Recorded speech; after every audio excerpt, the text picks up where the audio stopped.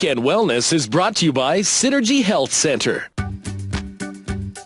Now, Weekend Wellness with Brittany King and Myra Lawrence on CFAX 1070. Thank you so much for joining us this afternoon on Weekend Wellness. Hope you're having a great weekend. Happy Mother's Day weekend to all the mothers out there. Myra Lawrence, Brittany King here on Weekend Wellness, 12 noon. New time. Before we start the show, we have to give a thanks to our producers, TJ and Emily. They put the show together. They give us our great guest ideas. We've got another wonderful show coming up this afternoon. We're talking massage, we're talking kayak, and we are talking post-traumatic stress as we kick the show off. Matt Barlee is a retired military member, and he's actually riding today for Team Synergy for the Wounded Warriors Canada ride, which gets underway at 3 o'clock. Matt, thanks for joining us on the show. Well, thank you very much for having me. Matt, post-traumatic stress disorder, it seems to me like it's something that's kind of misunderstood still. Well, you know what? I think it is. It's something that's obviously been part of our lives collectively. As long as human beings have been running away from scary animals with big teeth. But it just seems that recently we've been able to actually, sort of put a label on it and really diagnose what it is. By no means do I consider myself an expert in the in the psychology behind it, but it really is catching the public's attention, especially over these last few years when we've got these fellas coming back from Afghanistan and places like that, and we've had this rash of suicides. I think close to 40 suicides in the last 2.5 years by people in uniform, and directly attributed to the results of the effects of post-traumatic stress. You say you're not an expert, but you are familiar with the effects of PTSD. What are they? Well, I can speak from my first-hand experience. When I was in uniform, I was an officer, and I had a young petty officer from the Navy who came to work for me. And this guy was fresh out of a psychiatric hospital where he had been treated for months in this hospital with post-traumatic stress. And I will never forget the first day that guy walked into my office, and seeing a grown man, big strapping lad, shaking like a scared child, sweat pouring down his brow, just from walking back into the workplace. And this is in an office. He wasn't back on a warship or anything like that. And it really struck me like, wow, this is serious. And seeing it firsthand like that. And I can honestly say that the most rewarding thing I did in 24 years in a uniform was to help that guy sort of reintegrate himself and overcome this injury. And it really is an injury, a psychological and a mental injury. And to see him go back out into the fleet, he ended up getting promoted and sort of being identified as the guy who is back on track, to becoming a real star performer. And it was, again, I wear that like such a badge of pride. But going through that with him and seeing this man and the effects, absolutely harrowing effects of what it did to him, makes me understand a little bit more when I hear the news reports of the latest veteran that has tried to take his own life or has. Did you know right away, Matt, that you were looking at post-traumatic stress disorder when you saw him? Or? Well, I had been given a heads up that he was, and that's why he was being posted to my unit, as opposed to being, because at that point I was the oceanographer for the West Coast Navy. So I was, as the Navy puts it, ashore, and they didn't send this guy right back to sea. Obviously, a very high-stress environment, and they wanted to sort of gradually reintroduce him to the demands of service. So they sent him my way, and I knew in advance, but I really had no idea, other than sort of trying to do my homework and Googling and talking to people about, well, what should I expect when this fella comes to work for me. But again, until you witness it and experience it, you really don't know.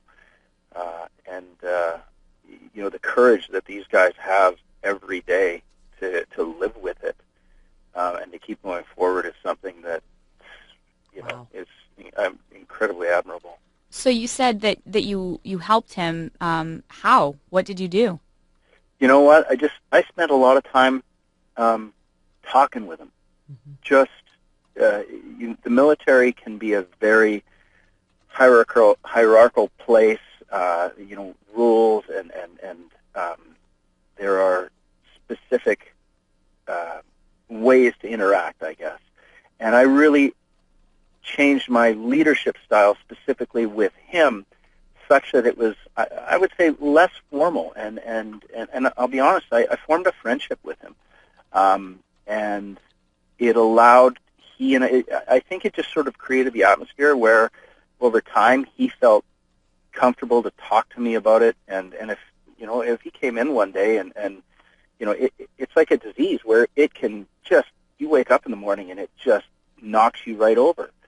And I told him, I said, you call me from home, and if this is the case, then I can work around helping you get better. And it was just about being flexible to the needs of to his needs, understanding that I'm trying to help a guy overcome something that is just horrific. And it affects, obviously, his job, but would have affected his family life as well, and his entire, I guess, being back. You know what? It affects his life. All of it. Period. Every waking moment. And, and when he's sleeping as well. Nightmares and dreams are a very common symptom. Matt, how many people do you think, I mean, maybe you don't know an exact number, and that's fine, but do you think there's a significant amount of people who suffer post-traumatic stress disorder in silence? Absolutely. The literature backs that up. I'm not going to quote any statistics because honestly I haven't researched them, but there's a very high instance for reported cases of soldiers that just suffer in silence. And you have to understand that it has different degrees of severity. Obviously, probably the most severe would be somebody considering taking their own life. Right. But coming home from theater, being away from your family, seeing horrible things that have happened, can just have an effect on how somebody is with their children, with their spouse, with their family members. So it's a tough one. And so that's when I saw the opportunity to participate in this ride and to raise money for programs that support these fellas, I had to do it. It was, I had a very fortunate career in the military. They were very supportive of my own sporting endeavors, and I honestly believe that without the support of the military, I would have never have achieved what I did in cycling. So, this was an opportunity for me to give back, but in a very personal way, and to help people that I think really, truly need and deserve our help. It is important to talk about it and to bike about it. Matt, what is the Wounded Warriors Community Bike Ride sponsored by Synergy that's taking place today? What's going on? Well, there's three of us. Jamie Grimes, Paul Keene, myself, decided that we were going to go and do the Wounded Warriors Battlefield Ride. And that ride starts at the beginning of June in France. The ride starts at Juno Beach, where the Canadian troops went ashore in France. And we follow over 7 days and 700 kilometers. We follow the route in the footsteps of Canadian troops fighting in France. The ride finishes at the Vimy Memorial at Vimy Ridge, which is the site of the most historic battle in Canadian history. Historians say that it really is where Canada was defined as a nation. So there's a huge personal component behind this. It's the 100th anniversary of World War I, the start of World War I, when we are in France. So we're going to be riding into various towns with 100 other Canadians, a mix of military and civilian folk, and it's going to be really powerful. Very. Wow. To experience that, and we all hear about the graciousness of people in places like that when they find out that you're Canadian, because they still remember. They lived it so much more than we did because we were removed by the Atlantic Ocean. So, to be immersed in that, and at the same time, every pedal stroke that we take is in support of these fellas, the Wounded Warriors. specifically the charity is support. What we're raising money for are rehabilitative programs that involve equine and canine rehabilitation. So they're pairing and partnering a post-traumatic stress diagnosed person with either a dog or a horse, and they've found incredible success in these programs in helping these guys recover because of that strong bond that they can create with the animal. And, in times when it is frightening just to even be around people, at least having that companionship can really make a huge difference. And we're looking for people to get together in a little while from now. If there's anybody out there, there is a bike ride taking place today, Saturday, May 10th, at 2 p.m. And 3 p.m. At 3 p.m. And there's a community barbecue and an silent auction. It's taking place, Matt, where do we start from? The ride starts and finishes at the Gabrielle Ross showroom, so 2500 Rock Bay, the corner of Rock Bay and Bay Street. Perfect. Anybody's welcome to come out?